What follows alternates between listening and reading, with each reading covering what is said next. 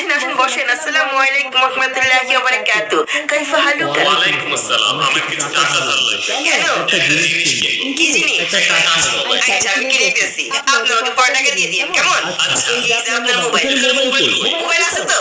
মনে মনে মনে মনে ধরেন আপনার আমি মোবাইল কিনে দিলাম। এখন মোবাইল বাবদ আপনাকে আমি 10,000 টাকা দিলাম। আপনি 1 বছর পর আমাকে 15,000 টাকা দিয়ে দিন। মানে 10,000 টাকা মোবাইল আমি 15,000 টাকা দিয়ে কিনবো। আরে বুঝেন না? আমাদের কর্মীদের তো বেতন দিতে হয়। আপনাদের কাছ থেকে অতিরিক্ত টাকা না নিলে বেতন দিব কিভাবে? এটা কি ফ্রি? আরে আপনি তো বুঝেন নাই। তাইলে কি?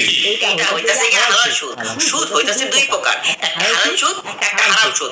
আমরা হইতাছি গিয়ে মুসলিম ব্যাংক। আমরা কি হারাম সুদ খাইতে পারি? আস্তাগফিরুল্লাহ। এই জন্য আমরা হালাল সুদ খাই, হালাল সুদ খাই। সুদের মধ্যে আবার হারাম সুদ। এটা কোন লেখা আছে? মনে মনে আছে, মনে মনে ধরে নেন তাইলে তো হবে। আচ্ছা আপনাকে আমি সঠিকভাবে বুঝাই বলতেছি। ধরেন আপনি প্রথমে মোবাইলটা কিনলেন। তারপর 5,000 টাকা দামে আপনি নিজের কাছে নিয়ে বেচবেন।